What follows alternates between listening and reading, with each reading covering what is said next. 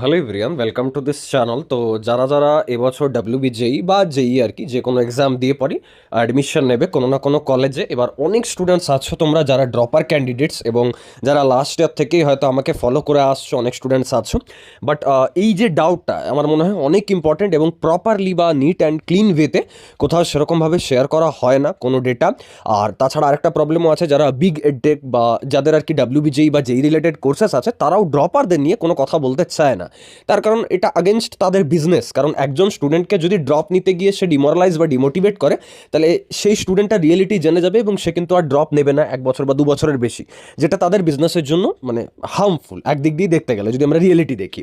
তো দেখো, একজন স্টুডেন্ট লিখেছে, দাদা আমি নিটের জন্য 2 ইয়ার্স ড্রপ নিয়ে ফেলেছি, আমার সিলেকশন হয়নি, এখন ডাব্লিউবিজি দিয়ে বিটেক করাটা কি ঠিক ডিসিশন, নাকি আমার অন্য কোনো ক্যারিয়ার অপশন চুজ করা উচিত? 2 ইয়ার্স ড্রপ দিয়ে বিটেক করলে কি কোনো প্রবলেম হবে?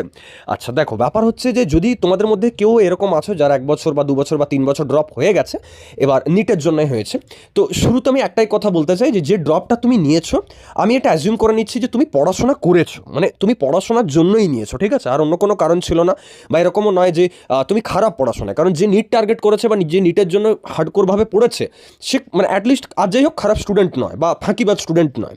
তাহলে এটা ফার্স্ট অফ অল তোমাকে অ্যাকনলেজ করে পর নিজের কনফিডেন্সটাকে বাড়াতে হবে যে হ্যাঁ আমি একজন ভালো স্টুডেন্ট, এবং কোনো কারণে আমার 2 বছর এফোর্ট দেওয়ার পর আমার সাকসেস আসেনি। স্বাভাবিক, যে কোনো মানুষই বিজনেস ট্রাই করে, একটা স্টার্ট আপ ট্রাই করে, স্টার্ট আপ ফেল হয়, এটা তো খুব স্বাভাবিক ব্যাপার, এখানে তো কোনো মানে ডিমোটিভেট হওয়ার জায়গা নেই, এটা বাস্তব, হতেই পারে। তো খেলাতে হার জিত আছেই। এবার ব্যাপারটা হচ্ছে যে এই যে বলছো না যে দাদা এরপর যদি বিটে করে তাহলে কি কোনো প্রবলেম হবে, না প্রবলেম সেরকম হবে না। হয়টা কি, ম্যাক্সিমাম কোম্পানি যাদের ইয়ার ড্রপ থাকে না, 1 বছর বা 2 বছরের বেশি যাদের ড্রপ থাকে, তাদেরকে কোথাও না কোথাও অ্যালাউ করতে চায় না। সেটা খুব বিশাল যে সব কোম্পানি তা কিন্তু নয়, একটা সার্টেন নাম্বার অফ কোম্পানিজ। তাহলে তুমি কি করবে, যখন ডাব্লিউবি যেই দিয়ে পর একটা কলেজ অ্যাডমিশন নেবে, তুমি দেখবে যে আমি কোন ব্রাঞ্চ পাচ্ছি সেটা ইম্পর্টেন্ট নয়, যেন কলেজটাতে নাম্বার অফ কোম্পানিজ বেশি আসে। তাহলে হবেটা কি, যে যদি 100-র মধ্যে 30টা কোম্পানি আমাকে অ্যালাউ না করে, আমার হাতে 70টা কোম্পানি থাকবে। মানে এইরকম মাইন্ডসেটটা তোমাকে রাখতে হবে। বাকি যারা যারা চাও যে দাদা এটার ব্যাপারে একটু ডিটেলসে কথা বলো, তাদের জন্য ভিডিওস খুব তাড়াতাড়ি আসবে। আর যা যা এই রিলেটেড ডাউটস থাকুক, যারা এই বছর কোনো না কোনো কলেজে অ্যাডমিশন নিতে চাইছো, তোমরা কমেন্টে আস্ক করো, আমি তোমাদের জন্য আলাদা করে ভিডিওস বানাবো। থ্যাংকস এভরিওয়ান, দেখা হচ্ছে নেক্সট ভিডিওতে।